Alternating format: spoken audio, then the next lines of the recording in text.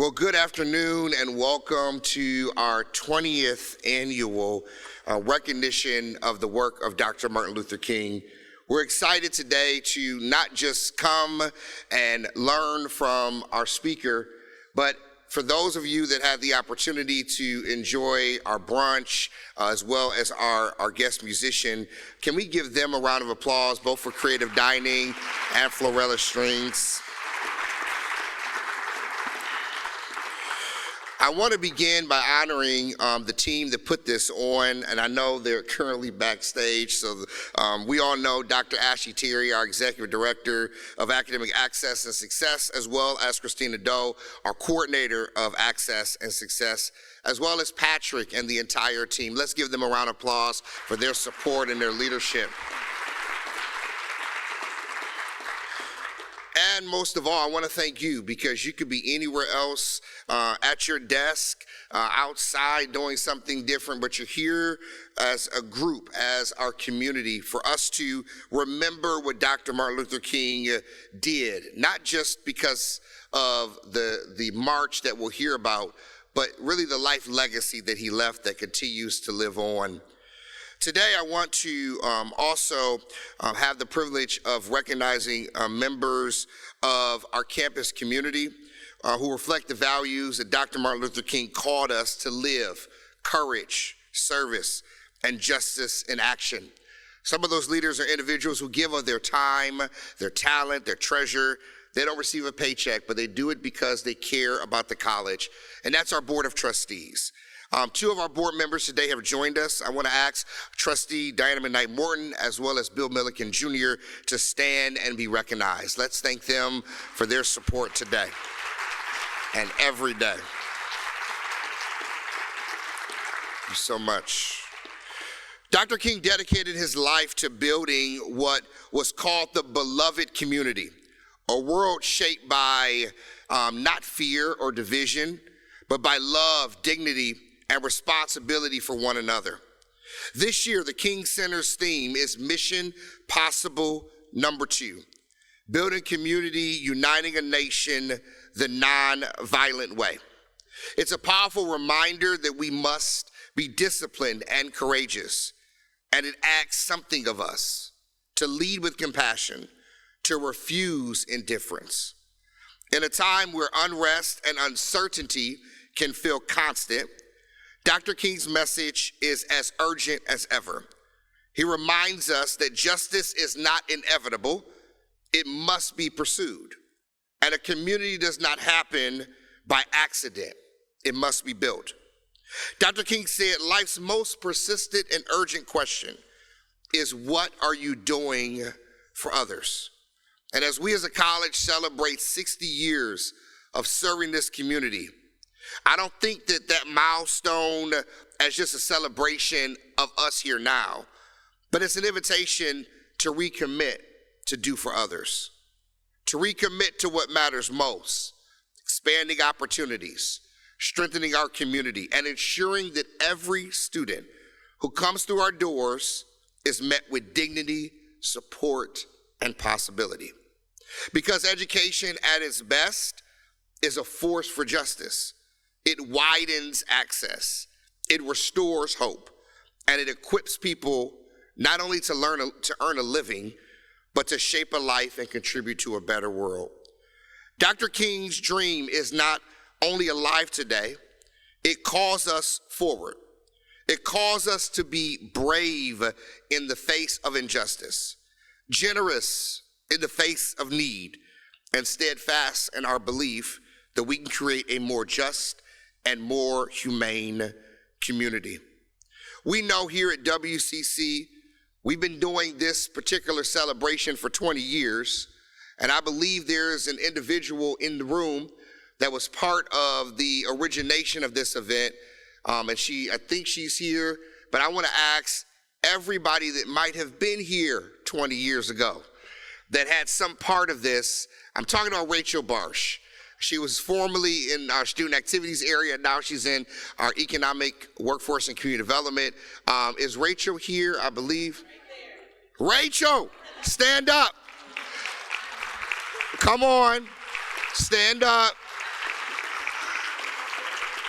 I want to just honor Rachel and all. I know she had a lot of partners in this work, right? And we're grateful for the spark that was lit then that still lives today. In the absence of President Malaka, who's on our way, of course it's not a great day to be coming from one part of Ann Arbor, let alone Detroit at the auto show. We know that our entire leadership team, our board of trustees, and every staff member is committed to living the dream that Martin Luther King asked us to live so many years ago. Part of that dream is for us to honor good work when it happens. And a number of years ago, we created some awards. This year, we've now called them Justice in Action. One of those awards goes to a staff member at the college who showcases what Dr. Martin Luther King so proudly asked us to do. And another showcases a department or a program that's living out King's work here on campus. I'm going to ask Christina Doe, our coordinator of Access and Success, to come forward and provide us a little bit of background of both of the recipients today. And then after that, we will go back to introduce our keynote. Let's give it up for Christina.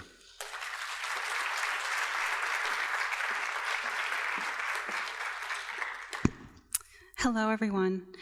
I'm honored to announce the recipients of this year's Justice in Action Awards. Our first Justice in Action Award recognizes an exceptional faculty or staff member at WCC. It is my honor to present this award to Andrew Munguia, Director of Financial Aid. His nomination states, as the Executive Director of Financial Aid at Washtenaw Community College, Andrew consistently goes far beyond the responsibilities of his role to ensure that every student, regardless of background, circumstance, or socioeconomic status, has equitable access to higher education. His leadership is grounded in fairness, compassion, and an unwavering belief that financial barriers should never limit a student's potential. Andrew is especially devoted to supporting first-generation students, many of whom face complex financial aid processes and unique personal challenges. He has implemented practices that simplify and demystify financial aid, created additional points of access for assistance, and cultivated a culture in his department that prioritizes patience, dignity and understanding. Students frequently express that Andrew has made them feel seen, heard, and supported during one of the most stressful parts of their college journey. Beyond operational excellence, Andrew's work is a form of advocacy in action. He consistently champions policies that promote equity, partners with community organizations to expand resources for underrepresented students, and educates faculty and staff about the systemic challenges that many students face. His leadership directly contributes to WCC's mission to make a positive difference in people's lives through education. Andrew's efforts have had a profound impact across Washtenaw County. His influence is visible not only in improved access to financial aid, but also in the lives of countless students who have persisted and succeeded because someone believed in them and fought for their opportunity. For his exceptional dedication to justice, access, and student empowerment, I'm wholeheartedly nominating Andrew Munguia for the Justice in Action Award. His work exemplifies the spirit of Dr. Martin Luther King Jr. and continues to strengthen WCC's commitment to educational opportunity for all. Please join me in congratulating Andrew Munguia. Andrew.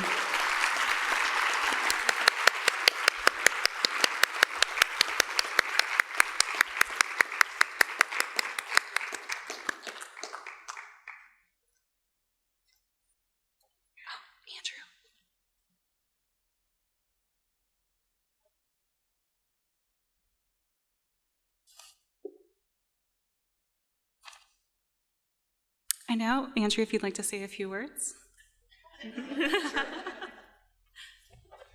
going to place this in here for a second.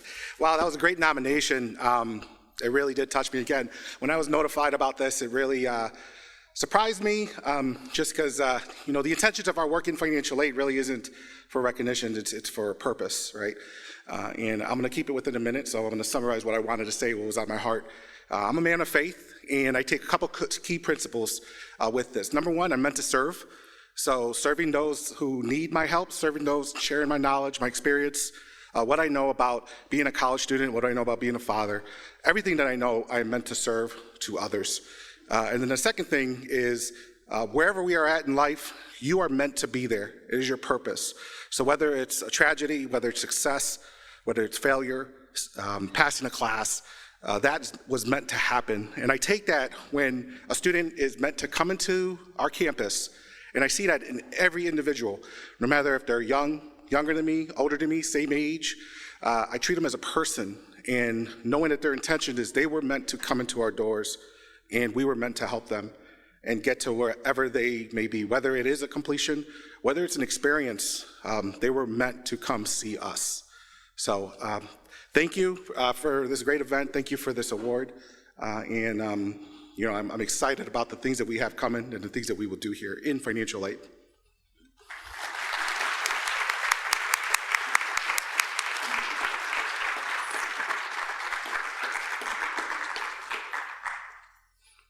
Our second and final Justice in Action Award recognizes an exceptional college program or initiative. It is my honor to present this award to the members of the WCC Accessibility Task Force. Their nomination states, the Accessibility Task Force was convened to move WCC towards a more coordinated, proactive, and institution-wide approach to accessibility. Our focus is not limited to compliance. We center student dignity, equitable access, and sustainable instructional practices across learning environments. This task force has changed the daily learning experience for our students and the teaching experience for our faculty. You see the impact in small moments. A student who now reads a course page on a screen reader without confusion, an instructor who no longer worries whether their materials create barriers, and a staff member who can navigate internal documents without frustration. The task force has shifted accessibility from a reactive fix to a shared campus practice. A few of the things that this task force has accomplished. Hundreds of faculty have received support that help them align with accessibility standards while keeping their academic goals intact. Students using assistive technology now encounter fewer obstacles, better organization, and more predictable learning pathways. And staff across the college gained training and tools that make their everyday communication more consistent and usable. They've created a culture where accessibility is everyone's job and models equity by treating accessibility as a matter of dignity rather than compliance. They emphasize human-centered problem solving instead of punitive messaging. They support faculty with coaching, not criticism. And they design solutions that reduce barriers for everyone, not only students with formal accommodations, something that's truly inclusive. The task force work helps WCC live out its mission. It expands opportunity, it supports belonging, and it gives every learner a fair chance to succeed. Now you may be wondering, who are the amazing people who make up this task force? As I read their names, we have not all of them here with us today, but I'd like to invite the members who are here to please come up to the stage. Dave Goodrich, Director of Instructional Design and Digital Learning. Kimberly Bentley, Director of Learning Support Services. David Vrooman, Learning Support Services Assistive Technology Specialist. Susan Rulon, Learning Experience Designer. Sean Thomas, Academic Technologist. And Caitlin Reed, Part-Time Instructional Designer. We also have, missing here today, Leah Vandlina, Temporary Learning Specialist, Matthew Kerr, Online Support Specialist, Casey Gitson, Part-Time Instructional Designer, Henny Tasker, Temporary Learning Specialist, Arista Williams, Managing Director, Amy Artiles, Learning Solutions Specialist, Kaz Markey, Part-Time Instructional Media Support, and finally, Nicole Rose Palmer, Learning Experience Designer.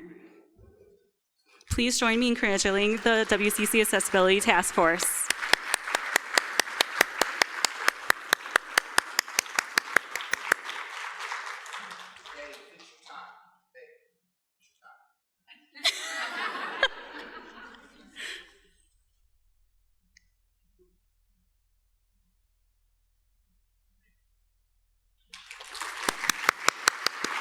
And now a few words.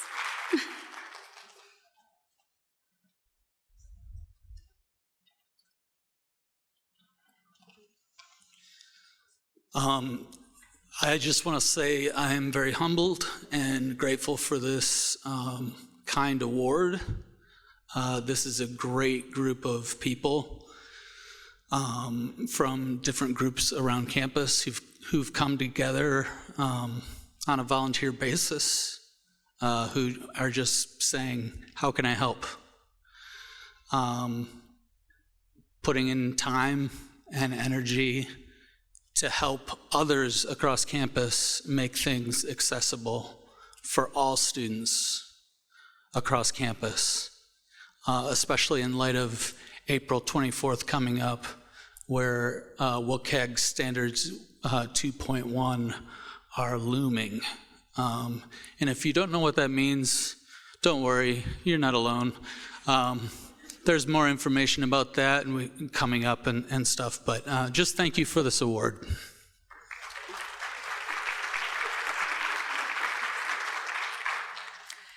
Thank you for recognizing the work that this phenomenal task force is doing. We are excited about the cross-campus collaboration, and we would like you guys to take note of some flyers that will be going up around campus. I'm speaking to our upcoming workshops and trainings on accessibility services. Thank you.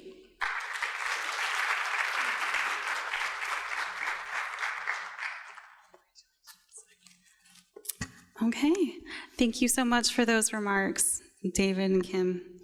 This concludes the presentation of our 2026 Justice in Action Awards, and let's give another round of applause to all of our winners today. They are what makes WCC great. Next, I'd like to welcome Dr. Brandon Tucker back to the stage.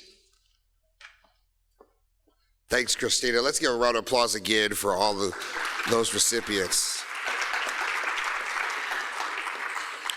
Our keynote today, Hill Harper is a humanitarian, an award-winning actor, best-selling author, and entrepreneur. Harper starred in ABC's #1 television drama, The Good Doctor, as well as in numerous television and film projects, including but not limited to CSI New York, He Got Game, and Lackawanna Blues. Harper served as a national spokesperson for several leading social justice organizations, including the Lawyers Committee for Civil Rights Under Law, the Innocence Project, One Fair Wage, and Big Brothers Big Sisters. He also sits on the board of directors for the National Black Bank Fund and was named honorary national co-chair of the redevelopment of Black Wall Street. President Obama appointed Harper to the President's Cancer Panel, where he contributed to shaping cancer policy recommendations to the White House.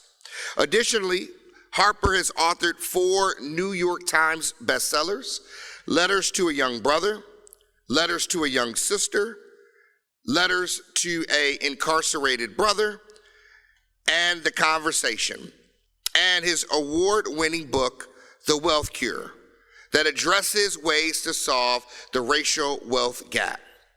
Letters to a Young Brother was named the best book for young adults by the American Library Association. Harper has been recognized with 7 NAACP Image Awards for his writing as well as his acting. As an extension of his empowerment books, Harper founded the Manifest Your Destiny Foundation and established the Pierce and Hill Harper Arts Foundation. Harper graduated magna cum laude from Brown University with a Bachelor's of Arts degree and was named valedictorian of his department. Harper then graduated with a JD cum laude from Harvard Law School, as well as his master's degree in honors from the Harvard Kennedy School of Government. He holds 11 honorary doctorate degrees, including doctorates from Howard University, Providence College, and Dillard University. Harper is a proud life member of the best and only fraternity known to man, Alpha Phi Alpha Fraternity Incorporated.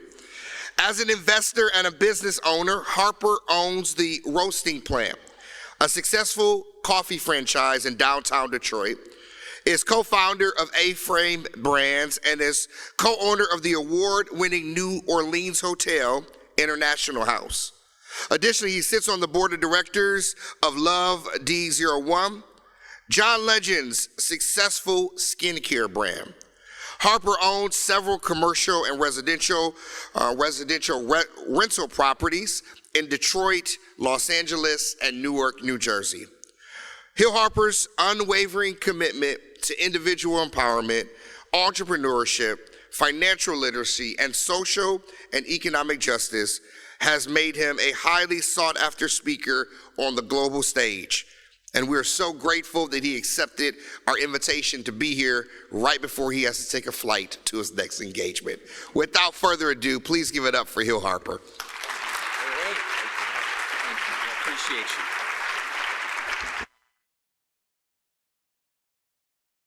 WCC, hey, how's it going, you guys? Is it warm enough out there for you? It is such a pleasure to be here, and a real honor. When I think about today and what this week represents,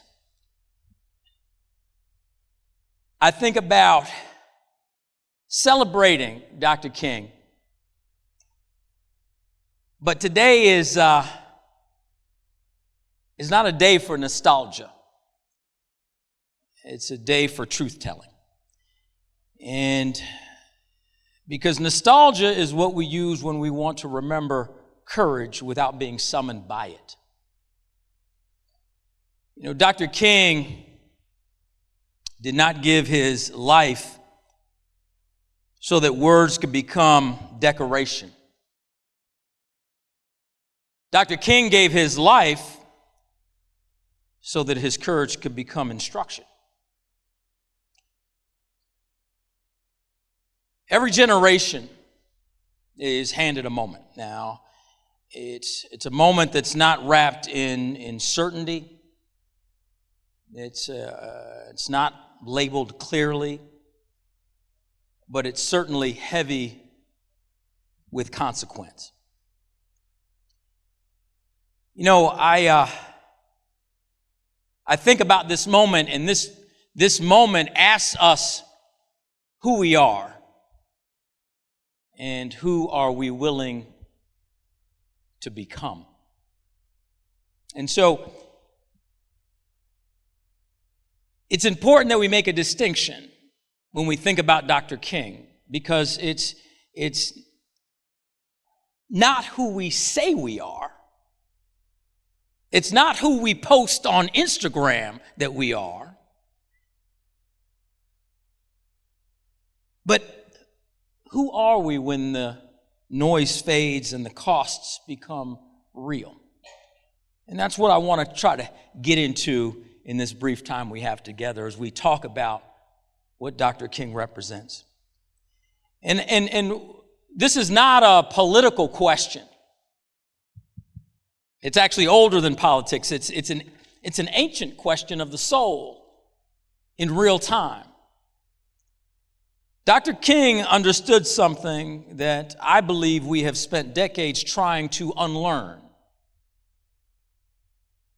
See, that there are only two places where a human being can actually live: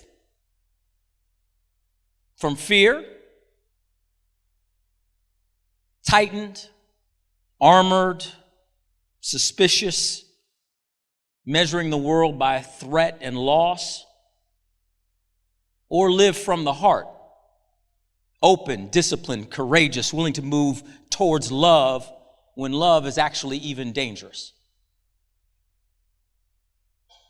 To me, that's what Dr. King truly represents. And see, fear asks us, how do I protect myself? The heart asks, how do I show up whole? Fear makes us reactive. The heart makes us responsible.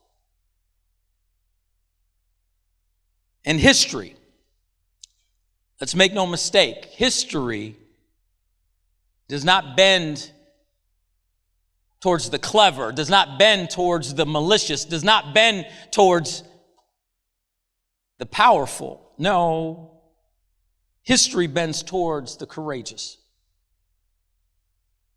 And I believe we're living in a moment that actually asks us who we are. You see, I believe that we actually have come to misunderstand Dr. King. We've actually softened him. We've sanded down his edges. We've turned discipline into delicacy. But see, nonviolence was not submission. It was strength under command. Can anybody tell me how many times Dr. King was arrested?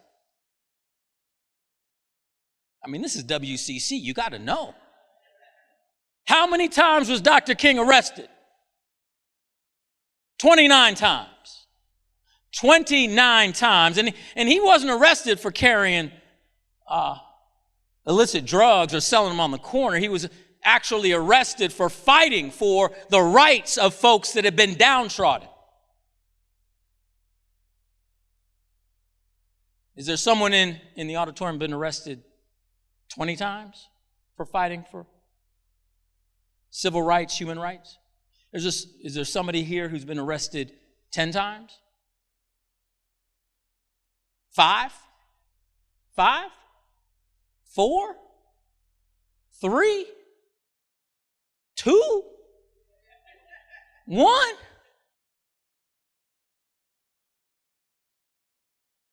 Dr. King was arrested 29 times. So when we think about what we're willing to sacrifice, what we're willing to do to support others, keep that in context as we move forward in this discussion. Just keep that in the back of your head. Dr. King was jailed. Dr. King was beaten. He was threatened. He was hunted. He received over 3,000 death threats. Individual death threats. How many people have had their life threatened 100 times in the auditorium? In a public forum? 50? 40? 30? 20? 10? I'm not talking about your ex-boyfriend, just 1? 2? Thousands of times. Dogs were loosed on his body. Fire hoses bent his spine. Fire hoses that were so powerful it could actually take the paint off a car. Death stalked his doorstep. And still, Dr. King refused to surrender his soul. He understood something fierce and eternal. You can strike the body, but you do not get to rule the spirit. See, nonviolence was not about avoiding conflict. It was about choosing the battlefield. It was about the decision to head on and courageously meet brutality with clarity. Meet hatred with restraint, chaos with moral order. You see, history did not remember him because he was gentle. History remembers him because he was unmoved by fear. Now, some years ago, I was humbled to receive the Freedom Award from the National Civil Rights Museum in Memphis, which is, they consider it to be their highest honor. And after the ceremony, I asked the executive director, could I go to the balcony on the second floor of the Lorraine Motel, and would they let me go into room 306?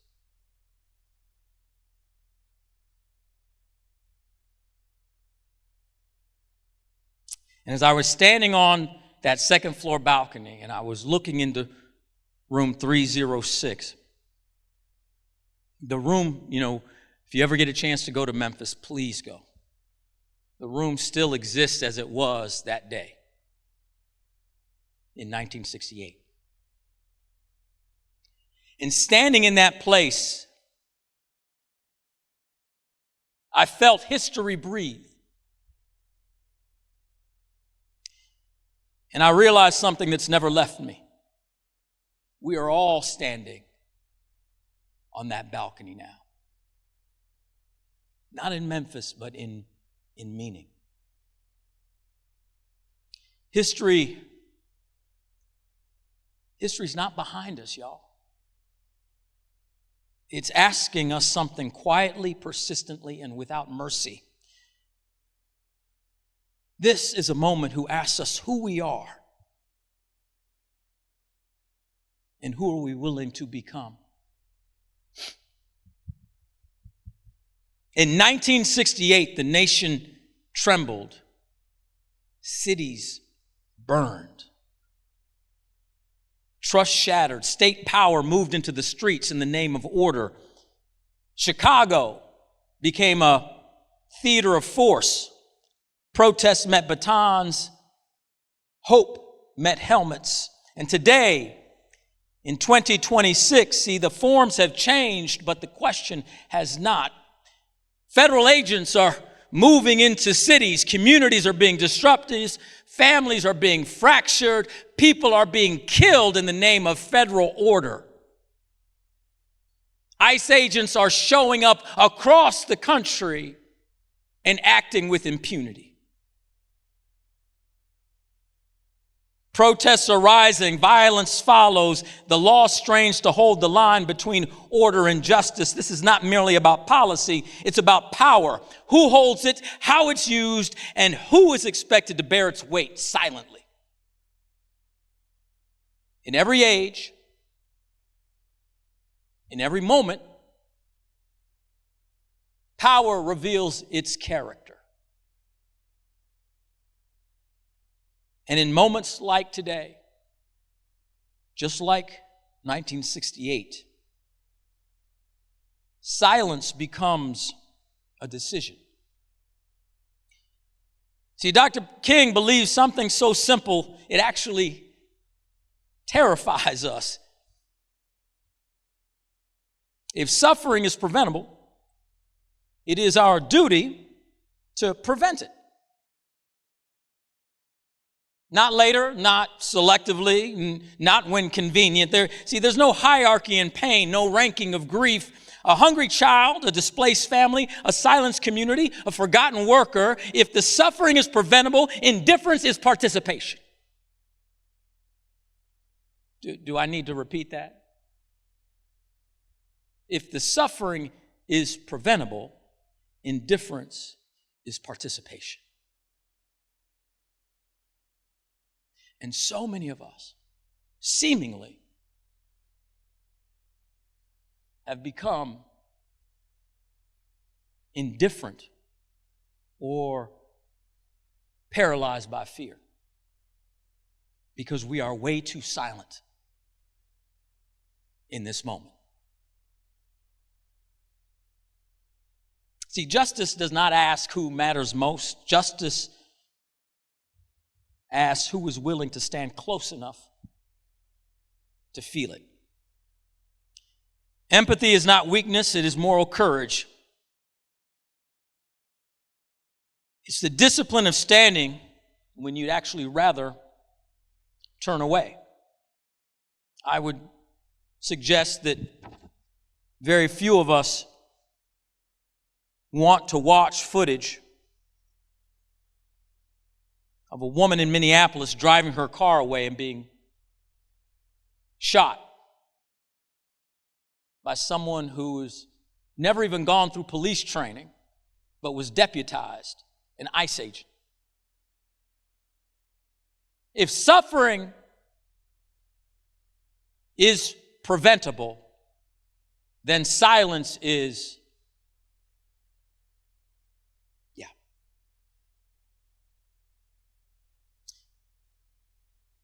So we have to remember that the stranger is not the enemy. Fear is the enemy.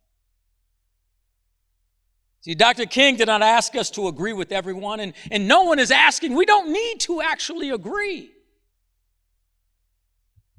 He asked us to see everyone. Because if suffering is preventable, indifference is. And truly seeing, changes what we are willing to tolerate. This is the moment that asks us who we are. And Dr. King warned us plainly, our lives begin to end the day we become silent about the things that matter.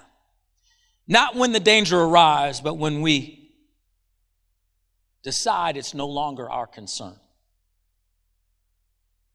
History is not undone only by the cruelty of the powerful. It is undone by the quiet of the capable. See, we live in a world seemingly obsessed with ease, right? With speed, with convenience. I mean, that's the promise of technology, of AI, of automation. Let something outside of ourselves make life easier. But you know, Dr. King might ask us today, easier for whom and for what end? And most importantly, at what cost? Because if our tools do not deepen connection, do not increase responsibility for one another, do not help us prevent suffering, then that ease becomes indifference. And indifference is never neutral.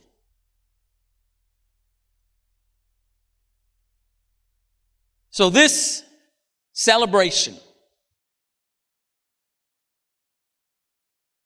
is not about applause. It's about alignment, about choosing heart over fear, courage over comfort, action over silence. You see, every generation is given a moment, and unfortunately, if we draw a line between 1968 and 2026, incarceration is at a higher level. Illiteracy in the poorest communities is at a higher level. The wealth gap is growing, not shrinking.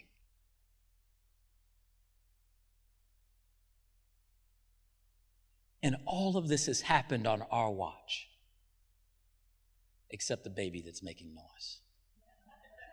That baby's off the hook.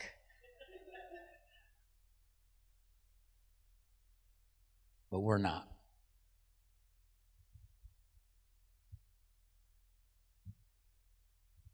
Every generation is given a moment. Some step forward and some step aside, you know. And sometimes history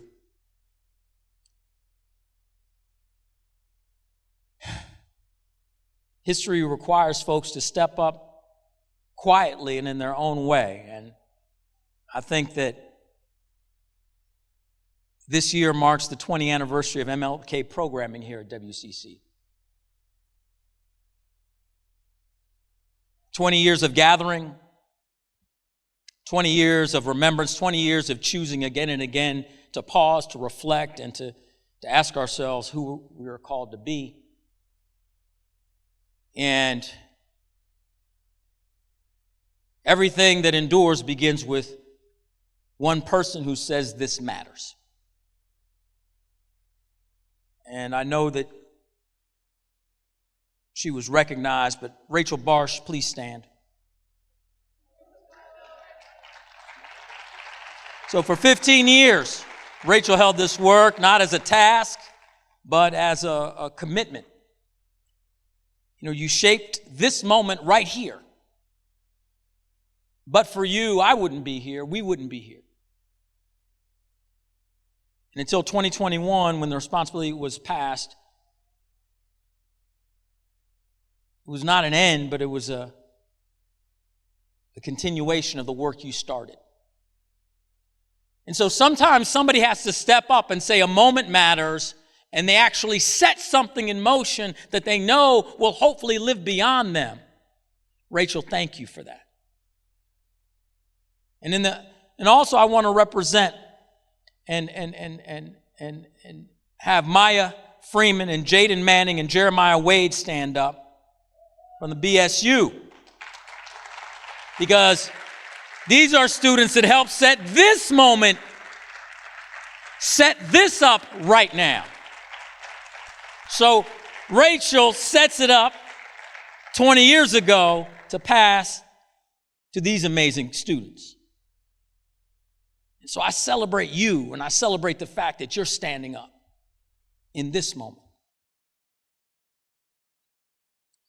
Because you see, history doesn't ask us what we believed. History asks us what we did. This is a moment that's asking all of us, I believe, who we are and who are we willing to become, and what are we allowing to happen on our watch. This is a moment that asks for us to be courageous. And I love the word courage. It's actually my favorite word in the English language. Those of you that speak French know that the etymology or the root of the word courage is coeur, which means what? It means heart. Many people think that the antithesis of courage is fear, but what courage really is about feeling the fear, but staying in your heart and acting because you know it's the right thing to do. That's what true courage is. And you know what? Sometimes that costs something. I ran for political office because in that moment, unfortunately, a lot of the stuff I talked about has come to pass that I wanted to fight against. And I paid a cost for that.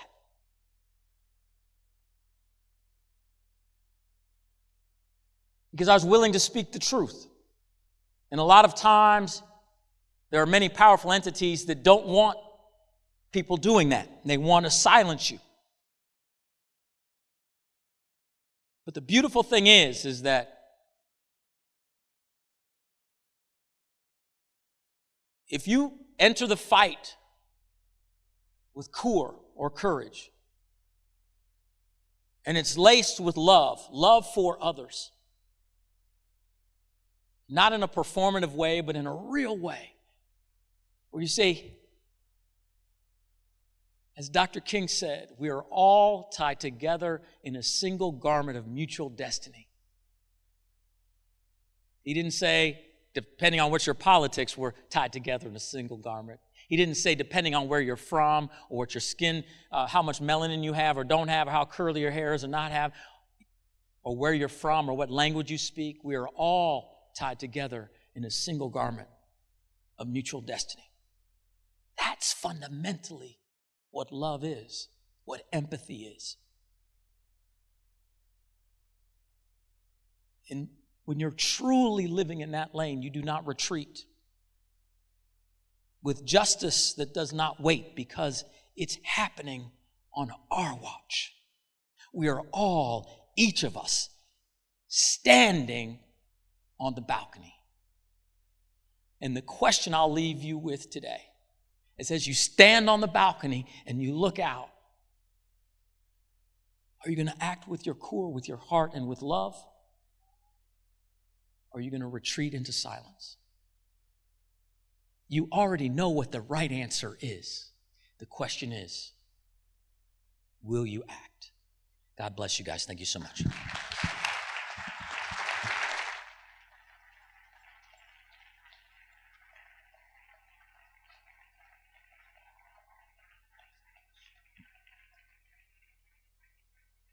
Let's give another round of applause for Hill.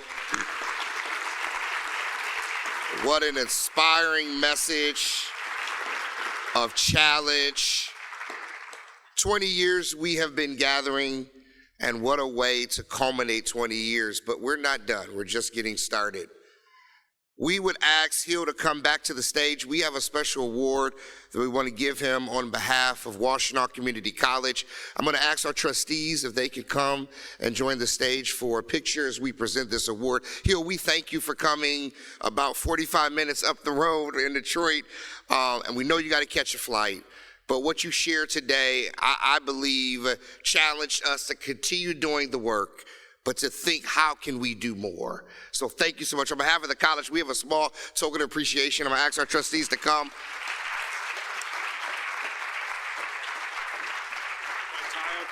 Yes. How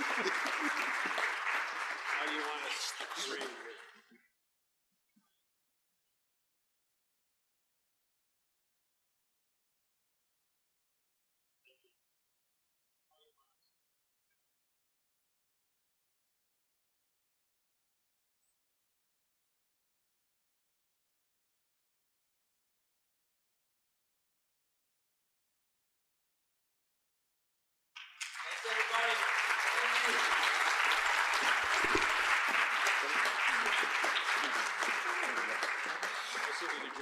Well, this concludes our MLK celebration. Thank you so much for taking of your time today. I'm going to ask our BSU leaders to come. We want to get a picture. Let's give it up again for Hill, and have a great day.